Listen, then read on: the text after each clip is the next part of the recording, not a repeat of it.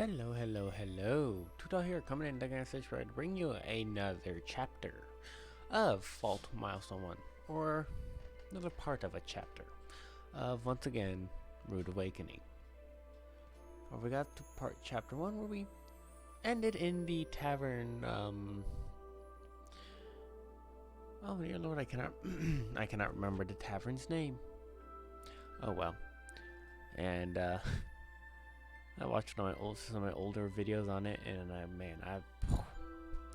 is it bad to say I've gotten better at reading this shit? Anywho, allow us to continue our story in Fault as we go to finish with chapter 2. Enjoy. And once again, my favorite theme. And of course, we obviously start off with Selphine, who is amazed at everything as always. It's almost like she forgot about her, country being destroyed. Well, let's continue. Whoa, hey, Rotona, look, it's like super amazing. It certainly is. I am awestruck. Yvel's Tavern. That's what it is. Yvel's Tavern. How could I forget Yvel's Tavern? The huge wooden structure has an aroma of smoke and wood chips drifting throughout the air. Just like one of those taverns you hear of in fairy tales. Well, it is a fairy tale. Wow! Rotona, what is all this? Selphine squatted down and stared at what laid spread out across the floor.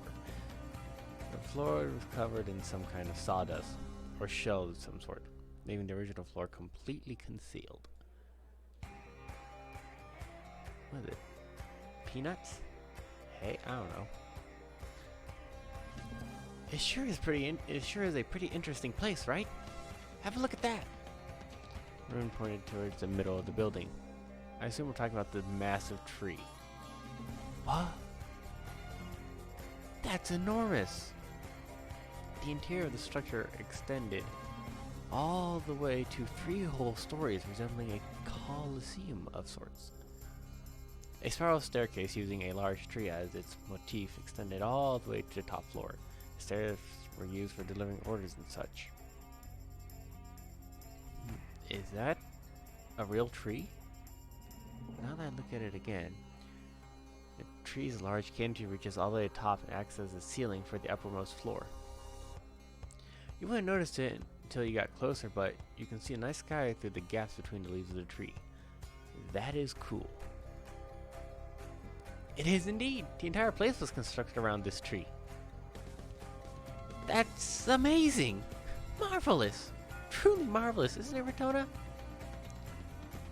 But what are they gonna do when it rains? The interior was lined with casks and casks of alcohol. This seemed to reach all the way to the 3rd floor. Did a cask serve as some kind of divider? Truly befuddling architectural design. And for whatever reason, my front upper tooth is being very painful right now. What the fudge? I think that's the first time I censored fuck. Whoops. This place is one of Kadia's main attractions. The brewery at Yvel is responsible for producing 60% of the liquor in Sector 3. Brewery, you say? Yeah, behind those casks is the brewery, separated from the tavern itself. Is that so? Suddenly... Hey, everyone! Listen up! We hear a voice from above, resonating throughout the entire tavern. And the entire place falls silent. Is this who I think it is? As we look up, we see a man standing on the railing of the 2nd floor, a glass of beer in his hand. This guy. Today is the day I finally got myself canned from work. Now I don't have to see that damn boss man ever again. Hurts Vaughn. Time for a celebratory drink. I can't be too loud because I got somebody downstairs. All you bastards in the tavern, your neck drink's on me. Good old Hersvan! A flurry of cheers and roars throughout. Hey, ain't that boss man of yours your old man? You're damn right he is, that stupid old coot. And I bet you're gonna be begging to the back tomorrow or right after. Oh, bite me like hell, I'm gonna do that. Keep it coming, Herzvon. Here's to more free booze. Sure, more free booze just for ya. Just give me a job first. Hey, if you got fired, how the hell are you gonna pay for all the booze you're giving out? Well, of course I sure as hell can't, you numbskull. Looks like I'm washing dishes here for a month. Wow, Herzvon, you're such a generous gent. Oh? Is that so? Then why don't you marry me? Over my dead body. I have water here. Alright, bottoms up, everyone. I wish I could be a little louder, but I can't. Every single person in the tavern goes woohoo as they all share a hearty toast. The cheers roar with such an intensity that shook you to your very core. This place sure is something. That's just how this place is, so I suppose for you two, it might be a little, well, I'm already used to it, so I don't mind, but something might not be ready for a place like this. Look at her face. Her face tells you otherwise. We gotta find a quieter place. I love it! What? Oh no. She's got that sparkle in her eye, literally. Don't know, let's eat here, okay? It looks so fun here. But if some kind of trouble popped up, Waiter! I'd like a table for 3, please! And an instant, Sylphine vanishes from my sight. Oh, yes ma'am. I'm a little busy here, so could you seat yourself in the booth inside? Or yourself in a booth inside. Aye aye! Whee! Wait, Sylphine? What? Really? We're eating here? I guess so. Not a care in the world. Good grief. A preachant for merrymaking must run in the Rosenthal's blood. Just what do you plan to do if something happens? I whispered to Sylphine. Huh? We'll be fine. I mean, everyone's having so much fun. That doesn't even make any sense. I really love places like these. It's so fun and warm and cozy. King Vala also had this side to him. He didn't place any distance between himself and his people. The king was close to his citizens. On the surface, you'd think it was a wonderful, charming thing. However, things weren't actually that simple. Royalty must always stay on the top of others. Without a strong, charismatic presence, the citizen would become uneasy. King who is friendly with the citizens is nothing but the stuff of fantasies. From what I've heard, King Vala was quite the trouble with during his youth. There has to be an appropriate distance between a leader and his followers, otherwise the relationship will cease to be. Sooner or later, Sylphine has to come to that realization as well. Should I caution her? Take a quick glance at Sylphine beside me. Yum. Sylphine stuffed her mouth with walnuts, looking happy, but oh so undignified. No. This stuff is pretty good. Oh, Miss Shona, this stuff is pretty good. No. I can't scream that. Don't get so happy over a bunch of walnuts. A hamster in our midst. A princess like her enjoying something so pedestrian. Hey, I go to Texas Roadhouse and all the time eat the fucking peanuts there, and I fucking love it.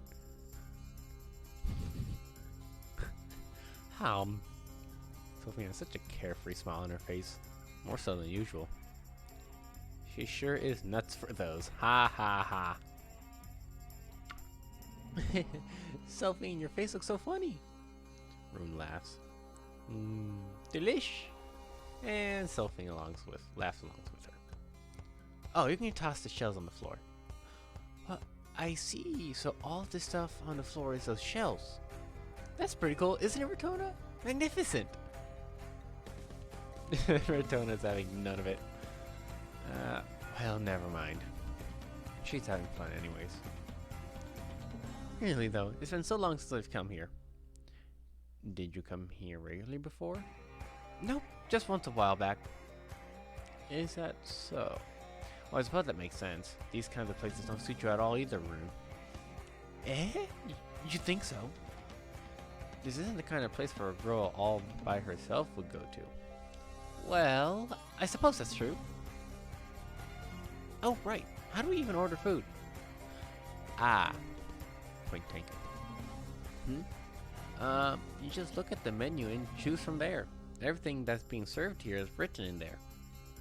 Rune handed me a thick booklet placed on the edge of the table. Whoa, it's so thick. What is this? Curses that fucking line. These drawings are pretty impressive. The menu has numerous drawings of some of the dishes.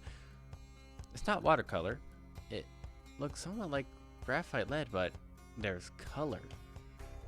This is the outer pole, so they couldn't have used mana to make these either. Just what kind of drawing technique did they employ to come up with such realistic pictures? The level of detail presented in these drawings is beyond what a human hand could achieve. They're pictures. Those aren't drawings, but what we call photographs. Photographs? Yes, actually. Do you not have menus where you come from? How do you order things then? Huh? Well, normally, it was set up as such whenever you entered the establishment, a Comcraft line would be activated. From that line, a list of ingredients would flow into your consciousness. Just by entering the shop, you would already know everything they served.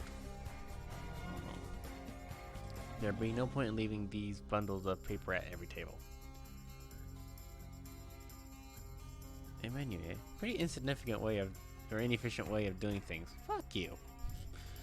But they have no choice. There's no mana here. So it's a very efficient way.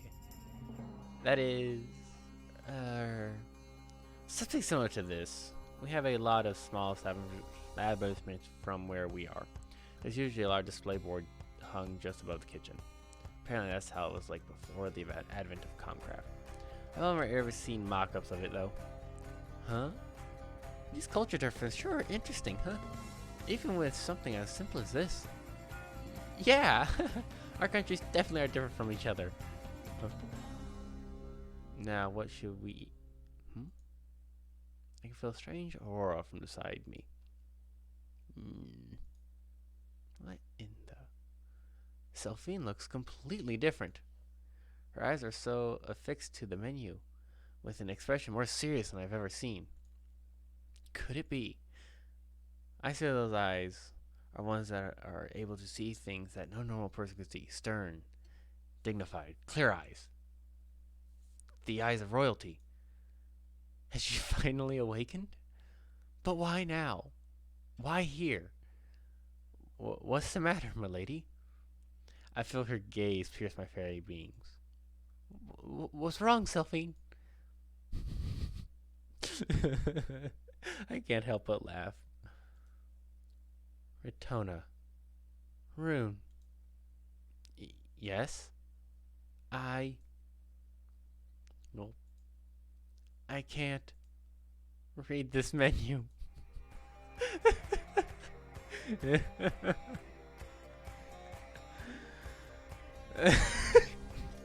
faces. Well, I suppose that much is obvious. I've been around on Rune the entire time, so I didn't realize it until now, but we can't actually read the language. I cannot wait to see the new ones when they have facial emotions and everything moves and oh. Aeronautum can only interpret what is audible, not written. Miss Selphine! If you just told me that and I would gladly help you read, so please don't make such a scary face. Okay, thanks. Oh, poor Rune. Something he doesn't even notice. Rune's totally pale from seeing her expression. This is an adorable fucking thing. This is just downright adorable. I'll take everything! No, you won't. Absolutely not. Everything looks so delicious. I can't decide. Just how much do you plan to eat? You're going to get fat. I'll be fine. I'm already this hungry. That's no excuse. But Rotona, look, everything just looks so tasty. That doesn't mean we can just order every single thing. Oh, how about ordering a sampler then? It has many of the items on the menu, but it's in bite-sized portions. I'll take that then. I'd like something easy on the stomach. Is there anything like that? A dish that's easy to digest. Well, there's really just soup, I suppose. Then I'll go with that. And now I am incredibly hungry. A line of servers brought each and every single dish on the menu to our table. Wow, this looks amazing! Stuffing order of samplers completely covered the entire table. This is quite a lot of food. Can she even finish all this? Now I'm really hungry. It looks delicious. Mind your manners. Seriously. Oh, come on. Lighten up, Rotona. It's time to get some grub. Sylphine's getting so excited that her persona is already giving way. You two are just too funny. Don't tell me you're actually traveling entertainers. Funny? Absolutely not. Rotona, are you just alright with soup? Is that going to be enough for you? Yes, I'd like something light for tonight. Maybe because the flow of mana here is weak, but I have no appetite. Rotona, if you don't eat anything, you won't get any energy. I realize that, milady. But honestly, I just can't get rid of this feeling of lagginess. I don't particularly feel bad, but it's like a chill you feel right before a strong fever sets in. The feeling of your very bones weakening. Oh, right! They said there were discounts to celebrate new ale, right? How about we try some of that? What? Rotona, are you alright with ale? That's a mighty fine question there, Rune. No need to hide anything now. Rotona here can match her drink with any man, even one bigger than him. I panic and cover Sylphine's mouth. I'd rather she not say too much. Rotona, are you a heavy drinker? No, not in the slightest. Indeed she is. Rotona, the real aficionado of alcohol. Sylphine escapes my grasp and proclaims that in a loud voice. There's no need to shout. Well then, we really should order some. Here, they say that alcohol is the best medicine. I'm sure it'll help you feel better. And depending on what alcohol it is, like red wine, a glass of red wine, oh, so good. And Yvel's Tavern Ale is really famous. I've always wanted to try it myself too. Is it alright for me to do something so imprudent? Excuse me, waiter, we'll take 2 steins of your new ale. Wait, since when were you the one in charge of ordering? How sly. I'll have a glass of pomegranate juice. Pomegranate juice. Fuck. You got it. Just a moment. In less than 10 seconds, he casually pours beer into a couple of steins. Oh, there's the... Interesting. That's new. Starting off with some ale, ladies. Y'all look pretty young, too. We hear that the new brewers always sell out quickly, so we figured we ought to have a head start. You sure did. They're nice and cold thanks to our new aqua box. Enjoy. Okay, let's toast to our new friendship. I'll drink to that. Clink. There's only 2 beers I drink. I like to drink. One of them was up in Deadwood Tobacco up in Spearfish, South Dakota. It was like a blood orange type of ale. I can't remember what it was, but it was delicious. I loved it. And Sam Adams. That's it. And the only 2 types of beers I can drink. this is good. Really good. There's very few places where you can get brewed this good in Rosenheim. Wonderful. This is the first time all day that I've seen you so relaxed like this. It is? Have I been on edge all day? You were totally serious the whole day. Is that so? Must have been more tired than I realized. Whew. That was delicious. It sure was. I'm so fucking hungry now. Perhaps because of the ale, I was able to eat much more than I thought I could. Alcohol's the best medication. Well then, let us settle the bill and head back to the... I love this scene. What the? Sound like a lot of glassware shattering nearby. Ick! What's going on? Please wait here, you two. I leap out of my seat and head towards the sound.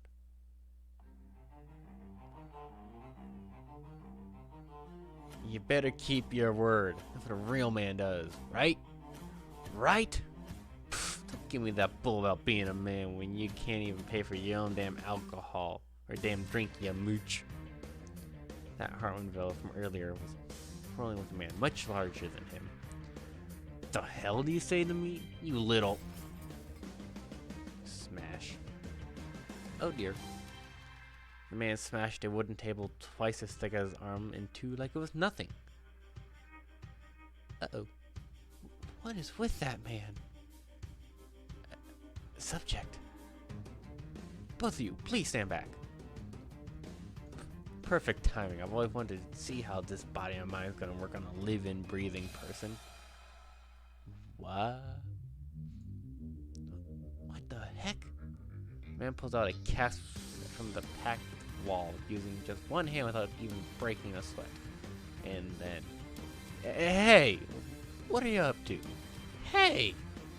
He lifts the cask... Yeah, he lifts the cask up oversized. I'm tired. He lifts the cask up overhead, its size even larger than his entire body. Is that cask full of alcohol? It was a surreal scene. So surreal that the jeering bystanders were all silenced. Don't tell me you're gonna hurl that thing at me. Are you gonna kill a man over some lousy tab? Yeah, I will. That'll teach you to run your mouth off. Hey, you! What the hell are you doing? Shut up! He flung an empty stool in the air as he was shouting in response. The heavy bar zoomed through the air in a straight line. The waiter just barely managed to dodge the stool, which quickly smashed into the wall behind him, breaking apart into pieces. If you all don't want to die, then back the hell off. Ratona! I'm working on it. Damn it. The mana's air is too thin, and I can't get this energy right. I have to do this with my own mana. Please, make it in time. I begin to refine my internal purified mana into Terra and Pyro. The right ratio, the right timing, the right synergy. Terra, Pyro. Materialization, polishing, cooling. Stop screwing around. You can still stop this. Calm the hell down. Finished. I leap off the ground.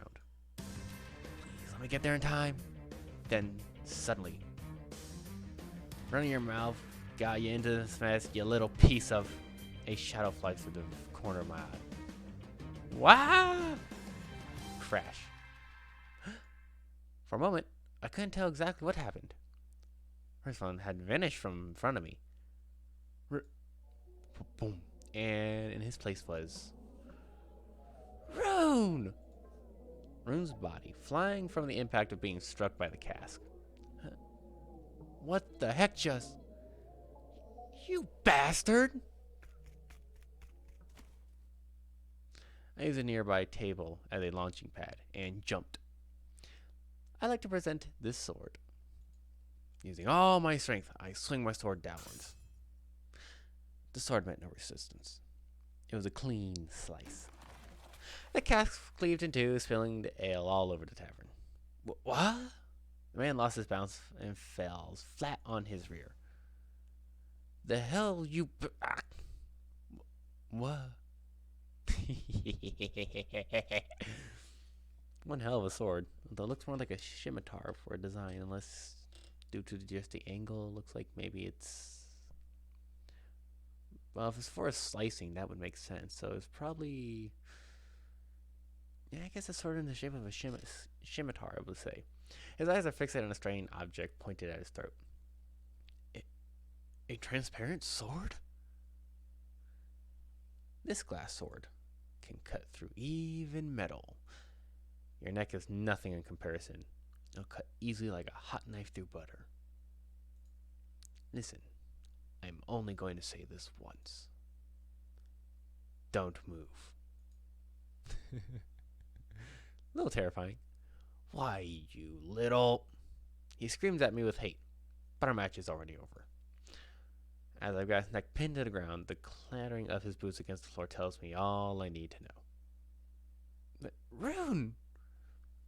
Milady, how is Rune? Oh. A reaction. Owie? The plot thickens. Rune, are you okay? I'll patch you up in a sec, okay? Wait. What? Oh, sorry, I must have tripped. You tripped? What's wrong? There isn't a single scratch on her. What? The plot thickens.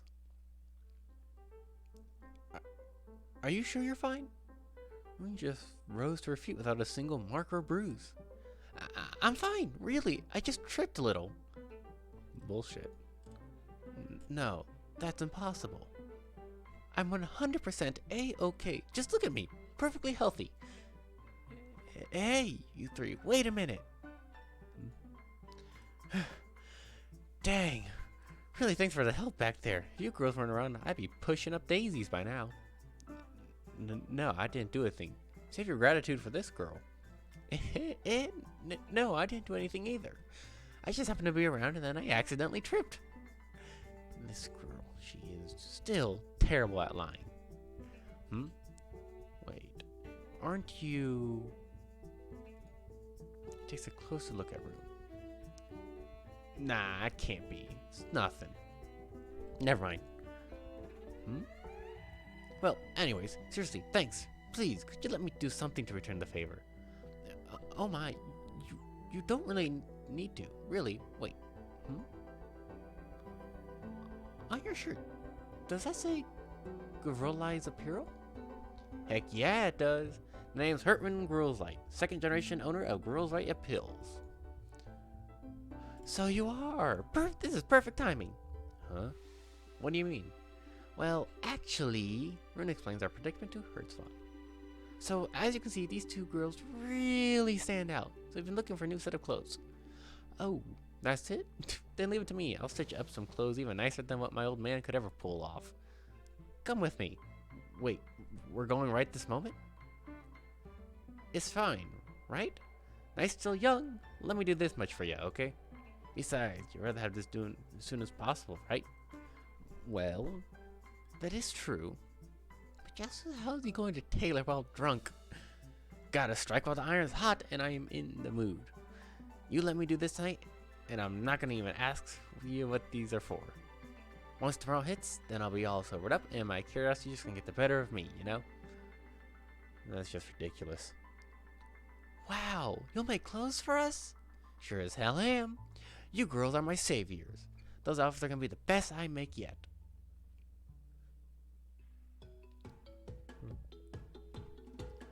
There's a there's a achievement here that you can get called "It's Not This Type of Game." Wow, Bertona, look! This fabric feels really good. Oh, this is quite nice. Wow, you two look fantastic. Of course they do. Who do you think I am? I was totally taken unaware. Her storytelling was second to none.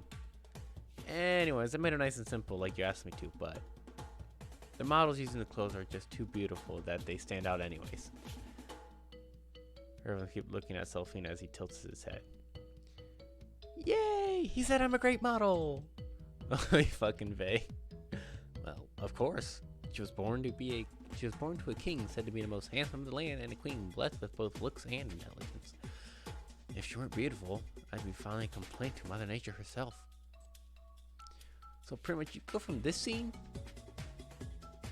back to this scene and this 30 times. 30 times. You do that though, and you'll get the achievement. It's not this type of game.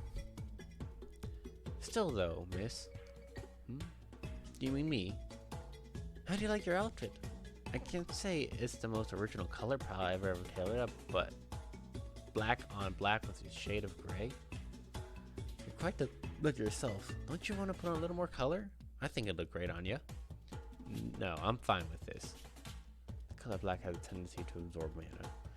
As mana is absorbed into your clothing, it becomes easier to feel love of the mana around you. For battlecrafters who can start and finish a craft in a split second, it isn't rare that wearing black can tip the outcome of a battle. Really. Minecrafters always have to keep that function in mind for their clothing.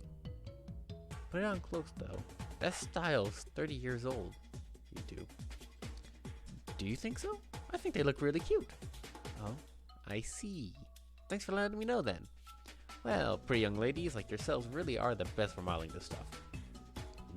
Modeling for what? Trends, fashion. It's always a changing. The fact that you girls like this kind of look is proof that it'll be in the in thing again soon. I highly doubt that since they're from a completely different continent. You got a point there. Boy, oh boy, it's been a long time since I've done up outfits this pretty. Feels great. Thank you so much, Mr. Hurtfon. Anytime. Wait, weren't you fired? Can we just waltz in here and do all this? Yeah, it's fine. The old coot just says whatever he wants to. So you gotta learn to let it go. Otherwise, you ain't gonna last. What happened between you two? He says something real crazy to me, and same. Those are totally not something you'd ever say to your own flesh and blood son. A family business, eh? It's not something that always goes smoothly. What did he say to you? He told me not to drink while I'm on the job. Sounds perfectly rational to me. You were clearly in the wrong there. I was tailing up some suits for a bro's wedding. It's like a rule that you drink to celebrate good times. There is no such rule. Yo, Hertzfon, you okay from earlier? Huh? Sorry ladies. Just give me a moment here, one moment. Hertzfon steps aside and begins conversing with a couple who passed by. The fabric here makes it easy to move. Indeed. You two look really great in those outfits. He really wasn't joking. The materials he used are fantastic. The quality of the cloth is just as good, maybe even better than my formal wear outfit. I wonder how much it would cost us if we were gonna pay. What's with that dry laugh? I took a look at the store's price list earlier. How much would this have been? You know they say ignorance is bliss? Was it that expensive? Just who is this Hertzfon fellow? Sorry about that, ladies. Was that your friend? Yeah, well, actually, he's just a guy I bumped into sometimes at evals. Hey, Hertzfon, I heard you picked a fight in the tavern. Is that true? Huh? It wasn't a big deal. Don't put too much worry on my fragile little heart now, okay? Or you? Me? Again, Hertzfon head over to converse with the lady who passed us by. Oh, if you say so then. Come on, there's no need to pout like that. Let's just head over there sometime for dinner next time. Just the two of us, what do you say? Not a chance. Not even a chance? Well, if you insist. Heck yeah, I do. I'm up for it anytime. After they finish talking, the lady leaves. Gah. Sorry for babbling again. You sure know a lot of people. We're the only place here that tailors up formal outfits. When you've been doing it for this long, you and your customers are practically best buddies. Hertzfon takes a flask of alcohol, swirls it around, inhaling the vapors. Don't you think you've been drinking too much? You should slow your pace a little. It's fine. I gotta do this. This is part of my job too. Drinking is a part of your job? Yeah, it sure is. The city needs a village idiot. A class act. Somebody to bring on the laughter. What do you mean by that? Everyone in the city's tired. Exhausted. These here parts, Every day there's news about how man-related sicknesses are spreading or how the outer pole borders are shrinking. It just gets to you. Everyone is on edge. The borders of the outer pole are shrinking? Never heard of that phenomenon before. Actually, now that you mention it, we haven't heard any good information about that in a while. But ladies, you know in times like these, tough times, that people have to laugh, to smile. Gotta enjoy every single day we're on this planet. Mr. Hertzvon. What? I think that you're a fantastic person. This ain't nothing. I just love my booze. Hertzvon laughed up a storm. Anyways. Thanks.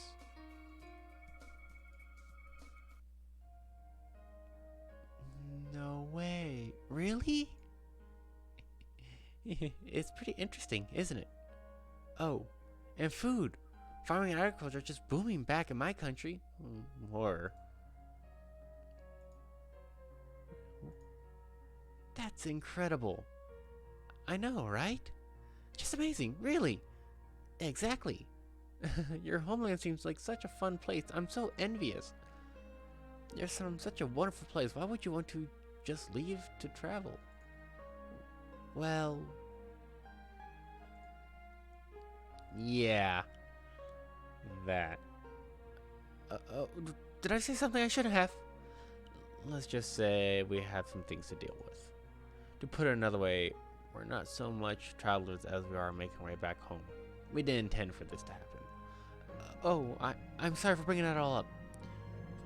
No, it's fine. Don't worry about it. I never been to San Andrea myself, but from what I hear, the continent's pretty far away, isn't it? Yes, it is. On the complete opposite side of the planet. Isn't a place farther than that. Curses. The age of exploration right now. It may sound like it's the age of exploration right now. But it may sound like a perfect time to adventure. The truth is that all the other nations are busy trying to protect and expand their own territories. It's utter chaos. Honestly, we need to head back home as soon as we can, but we're in a bind. We're absolute novices at traveling, so we don't even know how long the journey will take. Does that mean I've done nothing but get in your way as I was dragging you all over town? Not at all. There's nothing to be concerned about, Rune. We were only able to gather this much supplies with the amount of money we had thanks to you, after all. Thanks to you, Rune, after all. She's right. We're really grateful to you, Rune. So hold your head up high, okay? Okay. Dots, more dots and dots. Well, thank you very much for everything today. No, the gratitude is all ours. Thank you so much for helping us out today, Rune. I share her sentiments. You have my gratitude, Rune. Oh, I know. Hey, Rune. What is it? Milcercio. Huh? What? Okay, you do this. It is confusing as it's like a handshake, but weird. Sophie sticks her hand out with her thumb and pinky spread out, while her three fingers are kept together. I'm actually struggling to do that myself right now. Rune mimics Sophien's gesture, and they do a Rosenheid-style handshake. Good job, Rune. What was that? Fuck me. Take a drink of water. Milcercio is a greeting we say in our country's native language. It means, luck be with you. Ratona, with every encounter, luck is a part of the beginning and of the end. It's one of the traditional sayings we have from our country. Whenever you greet or say goodbye to someone, you tell them Milcercio. Delphine, this has been the best, funnest day I've had in my entire life. Your kindness brings me to tears. Oh, don't exaggerate.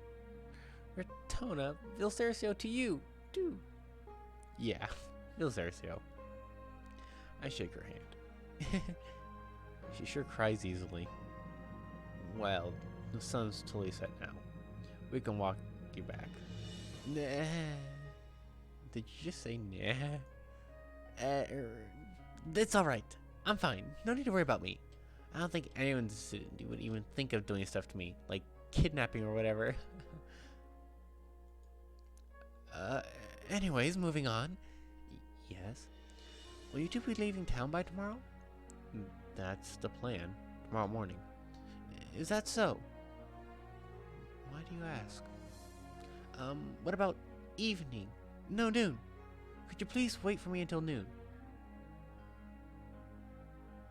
Hey, Rotona, you awake? I am. What do we do tomorrow? Do you mean about Rune? There's something I'd like to give you. I don't think she has any hidden intentions. I don't think she has any intentions. I kept my eye on her behavior all day today, and she seems to genuinely be doing this out of kindness. Of course she is, Rotona. You've always been so suspicious of everyone. I'm your guardian, after all. Just treated like an occupational disease. I know, but we've been together for so long, right? I wonder what she wants to give us, though. Well, shall we extend our stay just to noontime tomorrow, then? Of course, we managed to make a friend. Who knows when will be the next time we will meet? Will be. I can understand your feelings exactly. She certainly has her peculiarities, but I've grown rather fond of Rune as well. Who wouldn't? Even though we need to get back to Rosenheim as soon as we can, I figured if another few hours won't hurt. And there's another reason why we need to leave this place as soon as we can, however. This place, the outer pole, it's called that because it's beyond the reach of the mana streams and emitting from the 4 mana poles. Yeah, I know that much. And it's because there's so little mana that settlement costs so much, right? Indeed. By the way, how are you feeling right now? Well, I guess I'm pretty tired. We did do quite a lot of walking and all. That's not what I meant. It's true we expended quite a lot of our stamina. However, the exhaustion you're feeling stems primarily from the lack of mana. What? Our bodies are not accustomed to this land with this little mana. It's akin to a place that doesn't have enough oxygen. Is that dangerous? It'll be quite taxing on your body, but it's nothing life-threatening. What is dangerous, however, is your body will acclimatize to the lack of mana. Is acclimatizing a bad thing? Don't you think it's rather strange? Apart from special areas like these, mana is present all throughout the planet. If mana present in areas so lacking that it obstructs your way of life, then you can just move elsewhere. So why don't people from the outer pole do the same? Oh, the reason is simple. Even if they wanted to, they can't leave. Why not? Being raised in a land rich with mana, staying for a short while in places that has much less of it isn't too difficult. Our bodies will eventually get used to a small amount of mana and we can continue along with our normal lives, or our lives as normal. However, the opposite is not possible. Why not? A person's mana system develops in the first 6 to 9 months of their life, based on the concentration of the mana of their surroundings. This process determines the internal absolute limit for storing mana. For the rest of that person's life, their body will continue to take in mana from the atmosphere according to this limit. However, for people who were born and raised in the outer pole, this limit is as good as 0. Their bodies cannot metabolize mana. If someone like that were to go to a place with an incredibly high concentration of mana, there's a phenomenon in where the mana present in the air forces itself into the body. Seeing as the mana cannot be metabolized by this body, do you know what it is to the body? It's poison. Yes. In other words, mana shock occurs. Oh no, but maybe they could just slowly get used to more and more mana? Even if they weaken their mana consumption rate, it's said that it's something that cannot be trained up. In fact, there are no people living out of pool. In fact, there are no people living. The fact that there are no people leaving the outer pole is proof of this. For those who've grown up with mana, there is no resource more valuable. But for those who have no connection to it, there isn't a thing more dangerous. It's similar to taking a fish that can only live in fresh water and suddenly tossing it into salt water. And that is the reason why we need to leave as soon as possible.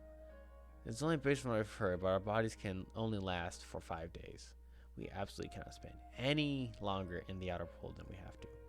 If we don't take care, then we may be forever confined to this place.